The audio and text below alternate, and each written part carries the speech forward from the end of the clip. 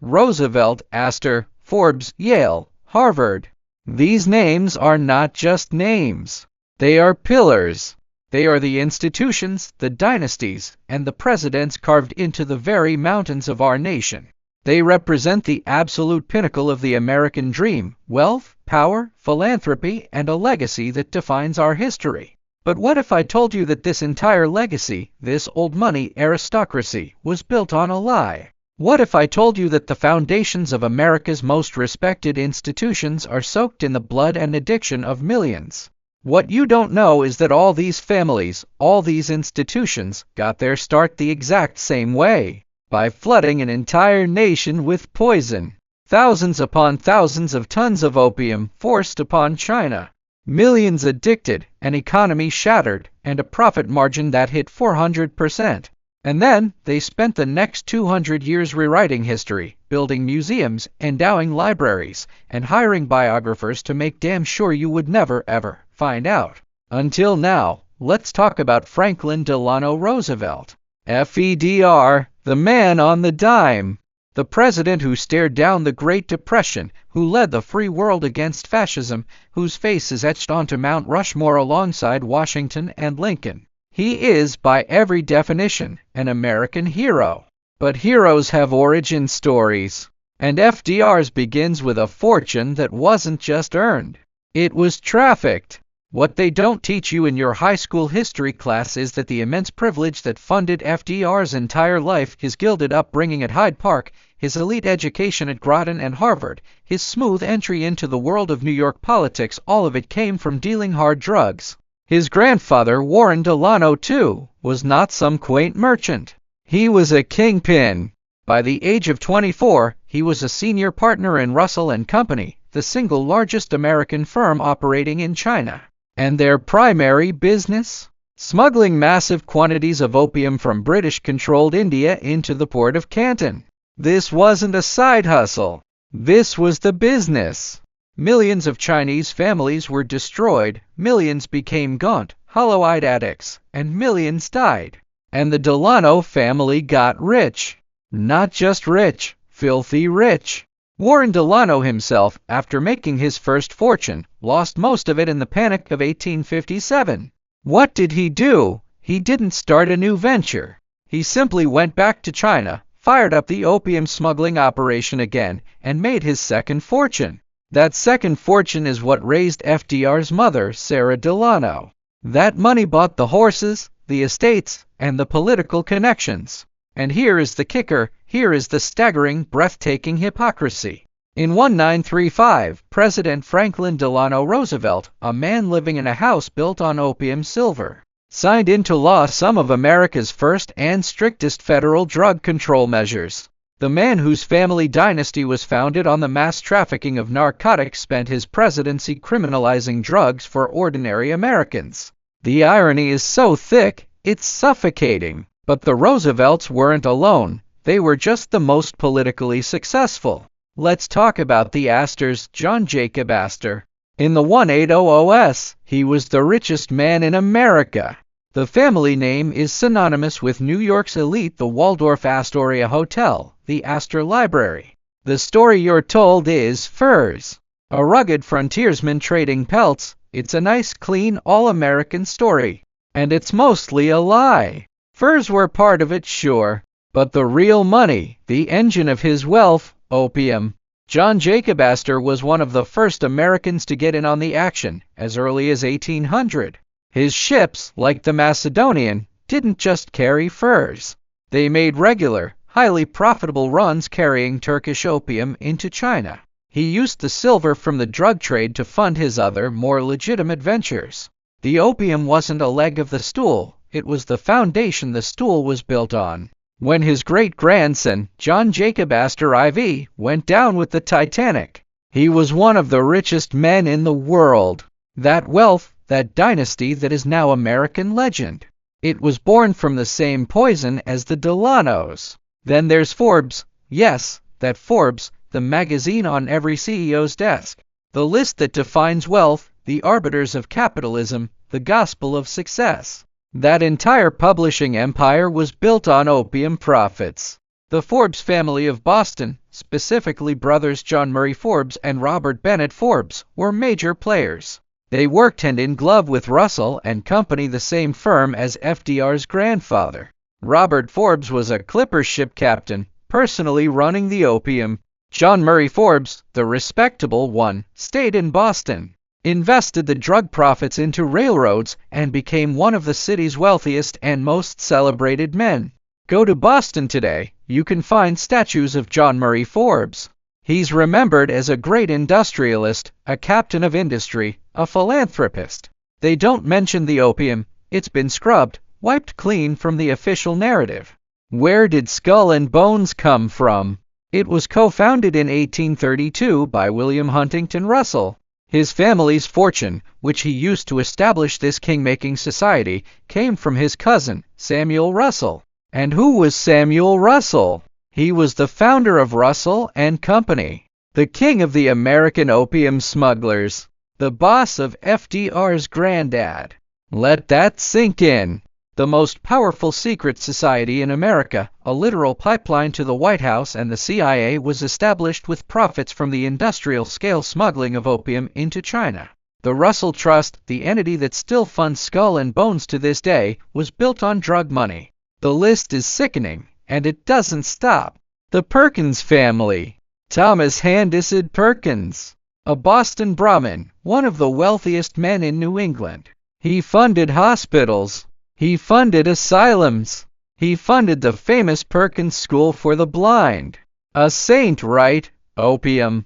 Perkins was one of the earliest and biggest smugglers. His firm, Perkins and Company, was the other half of the duopoly which later merged with Russell and Company. The Perkins School, which helped Helen Keller, was funded by drug money. The Cabot family. Old money, Boston royalty. The name is plastered all over Harvard. Cabot House, the Cabot Science Library. Respected, powerful, opium traders. The Lowe family. Abiel Abbott Lowe ran clipper ships to China, made millions from the trade. His son, Seth Lowe, used that fortune to become the president of Columbia University and later the mayor of New York City. The iconic Lowe Memorial Library at the center of Columbia's campus? Paid for with opium money. This was the playbook. Step 1. Sail to China in the 1800s. Step 2. Partner with firms like Russell and Co. Step 3. Smuggle thousands of tons of opium, creating millions of addicts. Step 4. Rake in profits of 4,005,000. Step 5. Return to America a millionaire. Step 6. Launder the money. Invest in railroads, real estate, and factories. Step 7. Become respectable. Donate that money to universities, libraries, and hospitals. Put your family name on the building. Step 8. Erase all mention of opium from your family history. Step 9. Your descendants are now American aristocracy. Before we look at the cover-up, you need to understand what this trade actually looked like. This wasn't a few guys with briefcases. This was a military-industrial operation. In the early 1800s, Britain had a problem. They were obsessed with Chinese tea, silk, and porcelain. But China was completely self-sufficient. They didn't want anything Britain produced.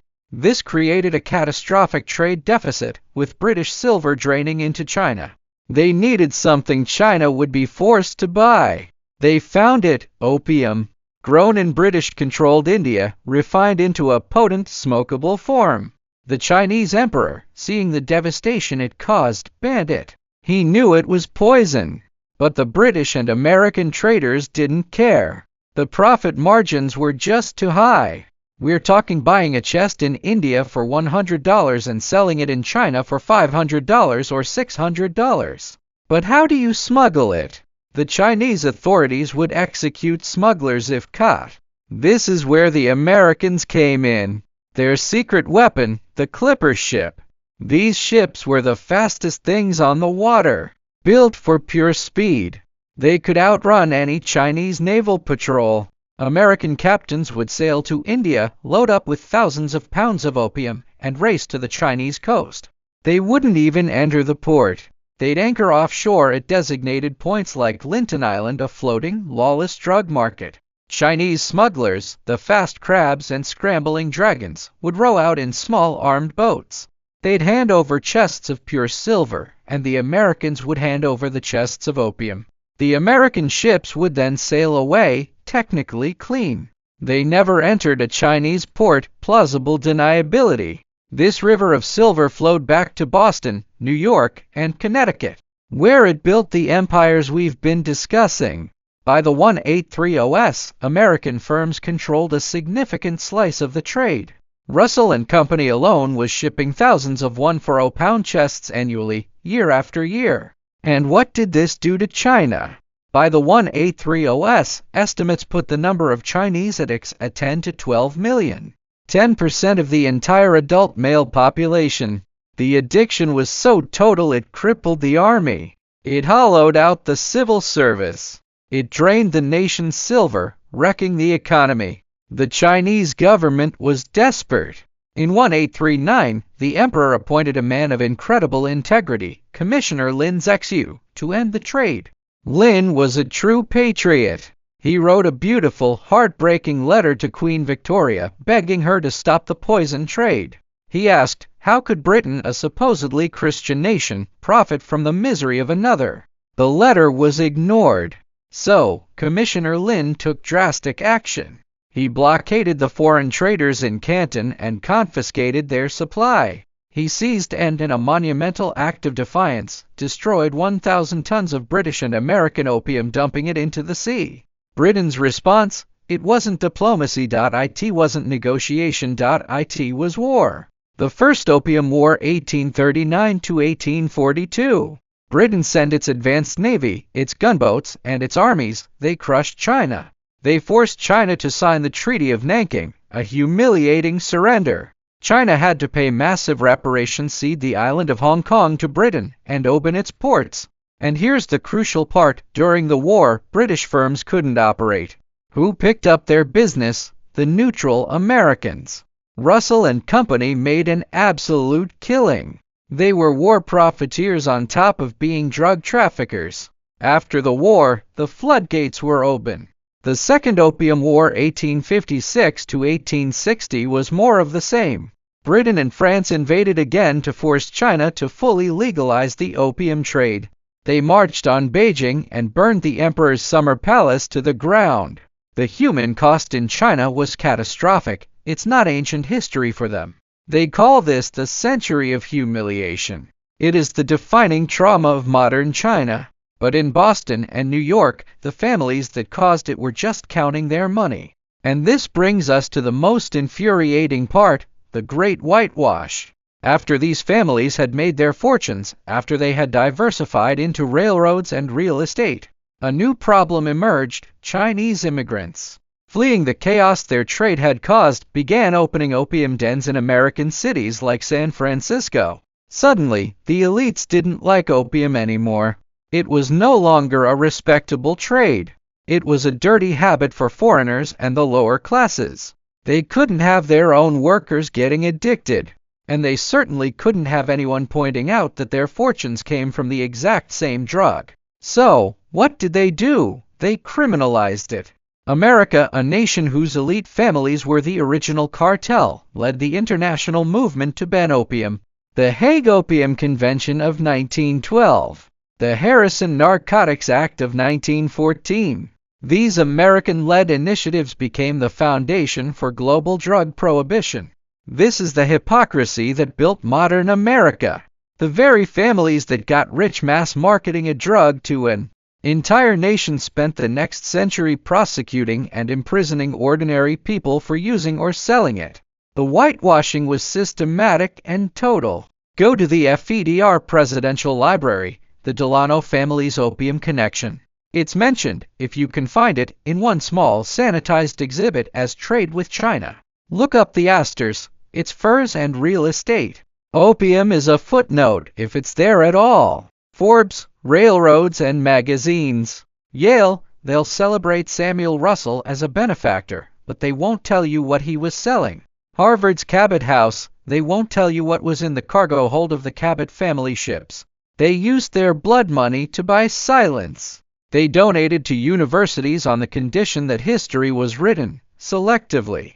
They controlled the narratives through their foundations, their endowments, and the media empires they funded, like Forbes. They made sure their descendants and yours grew up learning a sanitized version of history. But the evidence is undeniable. The shipping records, the private letters, the account books, they all exist. Sitting in archives at Harvard Business School, in historical societies, and in China. Researchers have documented it all. Books have been written, the Delano influence, when America first met China, the opium clippers. The proof is there. It's just not taught. It's not in the museums. The average American has no idea. And the families want to keep it that way. Because if people knew the truth, it would raise some deeply uncomfortable questions. If the Delano family fortune is drug money, how do we view FDR's heroism? If the Forbes family built their name on poisoning China, why do we look to them for financial advice? If Yale's most powerful society was funded by a drug kingpin, what does that say about the meritocracy of the American elite? Here's the modern analogy they don't want you to make. We've all heard of the Sackler family and Purdue Pharma. We are rightfully outraged that they made billions pushing OxyContin while knowing it was addictive, creating an opioid crisis that has killed hundreds of thousands of Americans. They became philanthropists, putting their names on wings at the Met and Harvard. Now, understand this, the Delanos, the Forbes, and the Perkins were the Sackler family of the 19th century. The only difference is that their victims were Chinese, not American. And they got away with it. They got away with it so completely that their names are not synonymous with disgrace, but with respect. Let's be clear about the scale. Conservative estimates suggest American firms made $50 to $100 million from this trade before 1860. That's in 1800s money. In today's dollars, that is billions.